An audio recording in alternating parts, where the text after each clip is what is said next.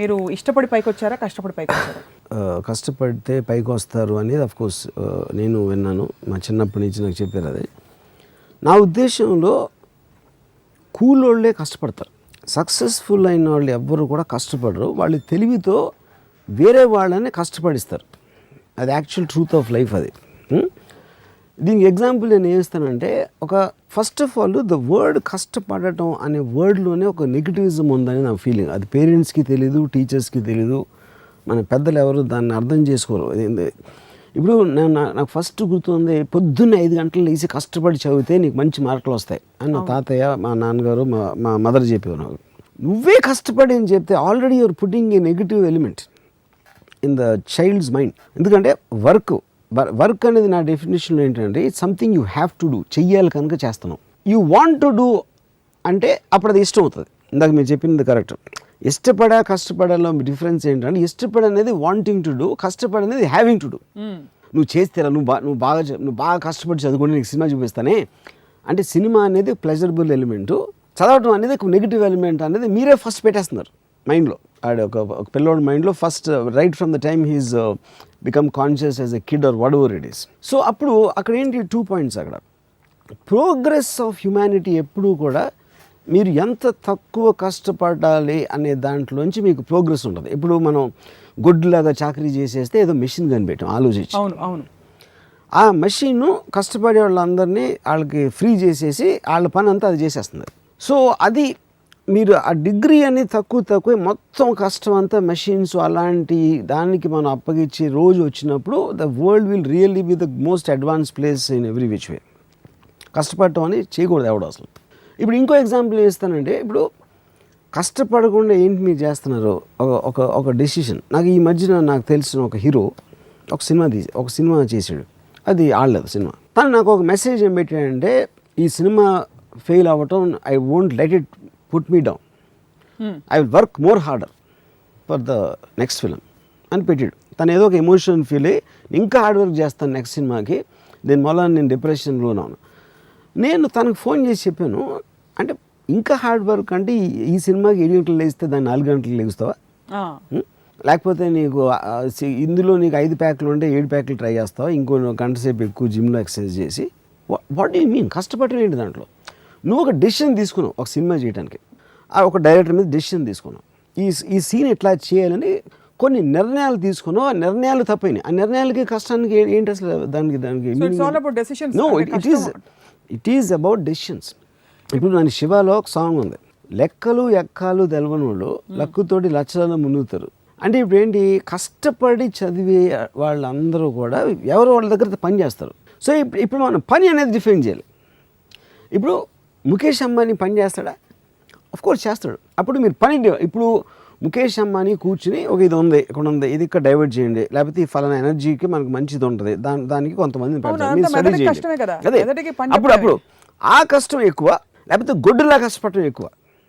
So అది difference. కానీ మనకేంటి, మన చిన్నప్పటి నుంచి మన పేరెంట్స్ అందరూ గొడ్డులా కష్టపడటం నేర్పిస్తారు. They will not let us think. That is the fundamental problem. Smart work and hard work. Yeah, I mean అది వర్క్ కాదు. ఇప్పుడు ఆయన ఎంజాయ్ చేస్తాడు, Mukesh Ambani will enjoy doing it. తను స్ట్రెస్ ఫీల్ అవ్వడు, ఎందుకంటే ఈజ్ మేకింగ్ థింగ్స్ గ్రో. ఆయన decision తోటి ఇది చేయాలా అది చేయకూడదు అని ఒక ఆలోచించడంలో ఒక ప్లెజరబుల్ ఆస్పెక్ట్ తీసుకుని ఆ డెసిషన్ తోటి ఈజ్ మేకింగ్ థింగ్స్ మూవ్. అప్పుడు రకరకాల వర్కర్స్ మషిన్స్ దగ్గర పని చేస్తారు, లేకపోతే డ్రాయింగ్లు గీస్తారు, ఇది చేస్తారు, అది చేస్తారు. ముఖేష్ అంబానీ మైండ్లోంచి వచ్చిన విజన్లోంచి వర్క్ ఫోర్స్ అనేది స్టార్ట్ అవుతుంది. మీకు ముఖేష్ అంబానీ ఇప్పుడు పైన కనిపిస్తున్నారు స్క్రీన్ మీద, కానీ కింద చాలా మంది కష్టపడకపోతే ముఖేష్ అంబానీ డ్రీమ్ రియలైజ్ అవుతుందంటారా? నేను కష్టపడకూడదు అంటలేదు. పాయింట్ ఈజ్ నాట్ అబౌట్, అంటే మీది అది మైండ్ సెట్ నేను చెప్పేది. కష్టం ఇప్పుడు ఫర్ ఎగ్జాంపుల్, ఇప్పుడు మా మదర్ కానీ మా గ్రాండ్ ఫాదర్ కానీ చదువుకోవటం అనేది ఒక ప్లెజరబుల్ థింగ్ లాగా నాకు చెప్పాను అనుకోండి, కష్టం అనే మాట తీసేసి. అంటే ఉదాహరణకి చెప్పండి.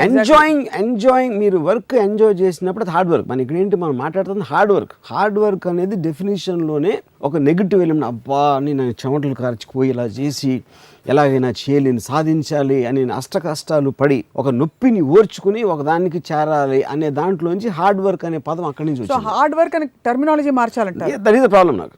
అక్షయ్ ఐపీఎస్ ఇంటర్వ్యూ అప్పుడే నేను మీతో ఒక మంచి కాన్వర్జేషన్ నాకు అది గుర్తుంది. తను నాది చూస్తుంటే మీరు పగలబడి నవ్వారు, ఏంటి ఆడి గురించి నువ్వు అంత ఇంపార్టెన్స్ ఇవ్వాల్సిన అవసరం ఏంటి అన్నట్టు. నో అది ఎస్ అయితే నేను చూశాను అది. మీరు చూసింటారు, బట్ నా నవ్వులో మాత్రం అర్థం అది కాదు. నేను మీకు తర్వాత కూడా మెసేజ్ చేశాను నిజంగానే, రియలీ. ఎందుకంటే అంటే ఒక ఐపీఎస్ ఆఫీసర్ ఒక సినిమా డైరెక్టర్ని చూసి ఒక అంత ఇంపాక్ట్ ఉందా అనేది నాకు ఆశ్చర్యంతో కూడుకున్న. First of all I don't think it is about my film అండి. తను I think he was probably influenced by రామోయిజం. I don't think it's about my films. నా ఇంటర్వ్యూస్ లేకపోతే రామోయిజం ఆస్పెక్ట్ అనేది తను కొంచెం ఎఫెక్ట్ చేసింది, కానీ నేను ఫిల్మ్ డైరెక్టర్ అనేది ఐ థింక్ ఇన్సిడెంట్ లేదు దాంట్లో.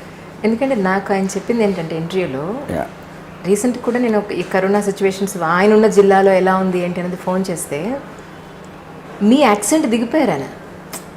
యా అండం కానీ the way speak to the people అసలు యాస్టీస్గా మీ రెప్లికానా అన్నట్టుగా తయారైపోయారు. నేను అనుకున్నా, నేను అడిగాను మీరు అన్ని ఎలా అంటే నేను వైరస్ తను ఇన్ఫెక్ట్ చేసినట్టు అనిపిస్తుంది.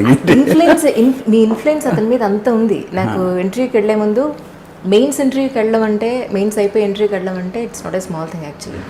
చాలా గొప్ప ఐపీఎస్ ఐఏఎస్ అంటే మనం చాలా ఒక జిల్లా వాళ్ళ చేతిలో ఉంటుంది, జిల్లా ప్రజల జీవితాలు వాళ్ళ చేతిలో ఉంటాయి. అలాంటిది అలాంటి పర్సన్, దానికి ప్రిపేర్ అయ్యే ఒక పర్సన్ మీ సినిమా చూడందే మెయిన్స్ రాయలేదు, మీ సినిమా చూడండి ఇంటర్వ్యూకి వెళ్ళలేదు, మిడ్ నైట్ అయినా సరే 1:30 కైనా మీది ఒక మూవీ చూసి మీది ఒక ఇంటర్వ్యూ చూస్తే కానీ ఆయన అటెండ్ కాలేదు. సో అది నాకు చాలా ఆశ్చర్యం అనిపించింది.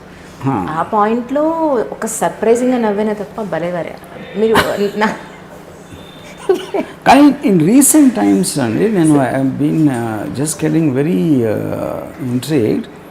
నేనంటే మోస్ట్ ఆఫ్ ది టైం నేను జనరల్ పీపుల్ని కలిసేది ఎయిర్పోర్ట్స్లో, లేకపోతే ఏదో ఫంక్షన్కి వెళ్ళటం అలాంటి చోట. అంటే నా రెగ్యులర్గా నాతో కలిసి పనిచేసే వాళ్ళు కాకుండా బయట వాళ్ళని కలవడం అంటే ఒకటి ఎయిర్పోర్ట్స్లోనూ లేకపోతే అక్కడ జరుగుతుంది. The number of people who come and tell me about me Ramuism చూసామండి, మీరు ఇంటర్వ్యూ అది చూసాం ఇది చూసాం అంటే they are getting influence all age groups. అది యంగ్ టీనేజర్స్ ప్రాబ్లీ నా సినిమా ఇప్పుడు చూసుంటారు వాళ్ళు, బట్ ఏదో రెస్టారెంట్కి వెళ్తే all these teenagers will come and take autographs for Ramuism. Yeah credit goes to Swapna లేకపోతే మీరేనా? స్వప్న తీసింది బయటికి. Whatever you know. Also one more thing is, నాకు మధ్యన ఒక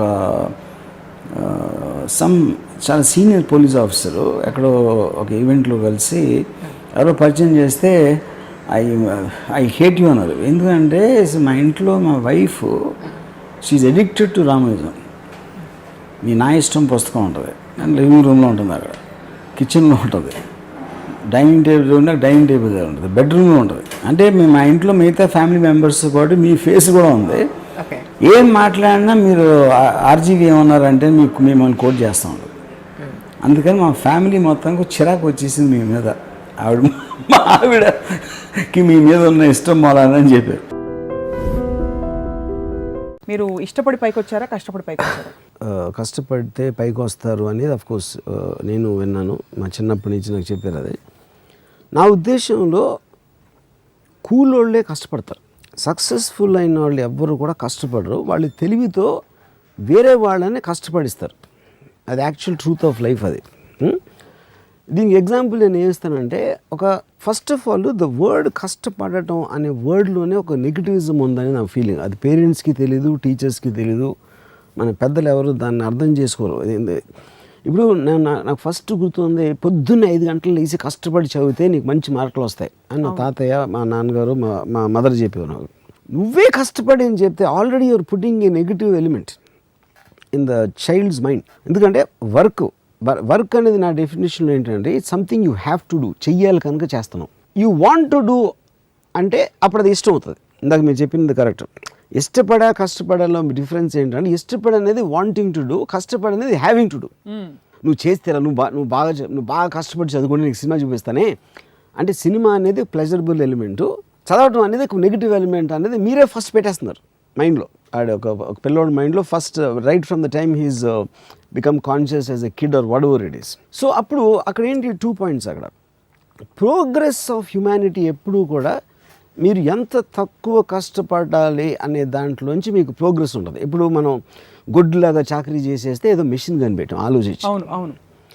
ఆ మెషిన్ కష్టపడే వాళ్ళందరినీ వాళ్ళకి ఫ్రీ చేసేసి వాళ్ళ పని అంతా అది చేసేస్తుంది. సో అది మీరు ఆ డిగ్రీ అని తక్కువ మొత్తం కష్టం అంతా మెషిన్స్ అలాంటి దానికి మనం అప్పగించి రోజు వచ్చినప్పుడు the world will really be the most advance place in every which way. కష్టపడటం అని చేయకూడదు ఎవడు అసలు. ఇప్పుడు ఇంకో ఎగ్జాంపుల్ ఇస్తానంటే, ఇప్పుడు కష్టపడకుండా ఏంటి మీరు చేస్తున్నారు, ఒక డెసిషన్. నాకు ఈ మధ్యన నాకు తెలిసిన ఒక హీరో ఒక సినిమా చేసాడు, అది ఆడలేదు సినిమా. తను నాకు ఒక మెసేజ్ ఏం పెట్టాడంటే, ఈ సినిమా ఫెయిల్ అవ్వటం I won't let it put me down, I will work more harder for the next film అని పెట్టాడు. తను ఏదో ఒక ఎమోషన్ ఫీల్ అయ్యి ఇంకా హార్డ్ వర్క్ చేస్తాను నెక్స్ట్ సినిమాకి, దీని వల్ల నేను డిప్రెషన్లో ఉన్నాను. నేను తనకు ఫోన్ చేసి చెప్పాను, అంటే ఇంకా హార్డ్ వర్క్ అంటే ఈ సినిమాకి 7 గంటలు లేస్తే దాన్ని 4 గంటలు లేస్తావా, లేకపోతే నీకు ఇందులో నీకు 5 ప్యాక్లు ఉంటే 7 ప్యాక్లు ట్రై చేస్తావా, ఇంకో గంట సేపు ఎక్కువ జిమ్లో ఎక్సర్సైజ్ చేసి, వాట్ డూ యూ మీన్ కష్టపడటం ఏంటి దాంట్లో? నువ్వు ఒక డెసిషన్ తీసుకున్నావు ఒక సినిమా చేయడానికి, ఒక డైరెక్టర్ మీద డెసిషన్ తీసుకున్నావు, ఈ సీన్ ఎట్లా చేయాలని కొన్ని నిర్ణయాలు తీసుకున్నావు. ఆ నిర్ణయాలు తప్పైనాయి. ఆ నిర్ణయాలకి కష్టానికి ఏంటి అసలు దానికి no, it is about decisions. ఇప్పుడు నా శివాలో ఒక సాంగ్ ఉంది, లెక్కలు ఎక్కాలు తెలవనోళ్ళు లక్కుతోటి లక్షలను మునుగుతారు. అంటే ఇప్పుడు ఏంటి, కష్టపడి చదివే వాళ్ళందరూ కూడా ఎవరో వాళ్ళ దగ్గర పని చేస్తారు. సో ఇప్పుడు మనం పని అనేది డిఫైన్ చేయాలి. ఇప్పుడు ముఖేష్ అంబానీ పని చేస్తాడా? ఆఫ్ కోర్స్ చేస్తాడు. అప్పుడు మీరు పని, ఇప్పుడు ముఖేష్ అంబానీ కూర్చుని ఒక ఇది ఉంది, ఇక్కడ ఉంది, ఇది ఇక్కడ డైవర్ట్ చేయండి, లేకపోతే ఈ ఫలానా ఎనర్జీకి మనకు మంచిది ఉంటుంది, దానికి కొంతమంది అదే. అప్పుడు ఆ కష్టం ఎక్కువ, లేకపోతే గొడ్డులా కష్టపడటం ఎక్కువ. సో అది డిఫరెన్స్. కానీ మనకేంటి, మన చిన్నప్పటి నుంచి మన పేరెంట్స్ అందరూ గొడ్డులా కష్టపడటం నేర్పిస్తారు. They will not let us think. That is the fundamental problem. Smart work and hard work. Yeah, I mean అది వర్క్ కాదు. ఇప్పుడు ఆయన ఎంజాయ్ చేస్తాడు, Mukesh Ambani will enjoy doing it. తను స్ట్రెస్ ఫీల్ అవడు, ఎందుకంటే ఈజ్ మేకింగ్ థింగ్స్ గ్రో. ఆయన decision తోటి ఇది చేయాలా అది చేయకూడదు అని ఒక ఆలోచించడంలో ఒక ప్లెజరబుల్ ఆస్పెక్ట్ తీసుకుని ఆ డెసిషన్ తోటి ఈజ్ మేకింగ్ థింగ్స్ మూవ్. అప్పుడు రకరకాల వర్కర్స్ మషిన్స్ దగ్గర పని చేస్తారు, లేకపోతే డ్రాయింగ్లు గీస్తారు, ఇది చేస్తారు, అది చేస్తారు. ముఖేష్ అంబానీ మైండ్లోంచి వచ్చిన విజన్లోంచి వర్క్ ఫోర్స్ అనేది స్టార్ట్ అవుతుంది. మీకు ముఖేష్ అంబానీ ఇప్పుడు పైన కనిపిస్తున్నారు స్క్రీన్ మీద, కానీ కింద చాలా మంది కష్టపడకపోతే ముఖేష్ అంబానీ డ్రీమ్ రియలైజ్ అవుతుందంటారా? నేను కష్టపడకూడదు అంటలేదు. పాయింట్ ఈజ్ నాట్ అబౌట్, అంటే మీది అది మైండ్ సెట్ నేను చెప్పేది. కష్టం ఇప్పుడు ఫర్ ఎగ్జాంపుల్, ఇప్పుడు మా మదర్ కానీ మా గ్రాండ్ ఫాదర్ కానీ చదువుకోవటం అనేది ఒక ప్లెజరబుల్ థింగ్ లాగా నాకు చెప్పాను అనుకోండి, కష్టం అనే మాట తీసేసి. అంటే ఉదాహరణకి చెప్పండి. ఎంజాయింగ్ మీరు వర్క్ ఎంజాయ్ చేసినప్పుడు అది హార్డ్ వర్క్. మన ఇక్కడ ఏంటి మనం మాట్లాడుతుంది హార్డ్ వర్క్ అనేది డెఫినేషన్లోనే ఒక నెగిటివ్ ఎలిమెంట్. అబ్బా నేను చెమటలు కార్చిపోయి ఇలా చేసి ఎలాగైనా చేయలేని సాధించాలి అని అష్ట కష్టాలు పడి ఒక నొప్పిని ఓర్చుకుని ఒక దానికి చేరాలి అనే దాంట్లోంచి హార్డ్ వర్క్ అనే పదం అక్కడి నుంచి వచ్చింది. హార్డ్ వర్క్ అనే టర్మినాలజీ మార్చాలంటే దట్ ఈస్ ద ప్రాబ్లం నాకు.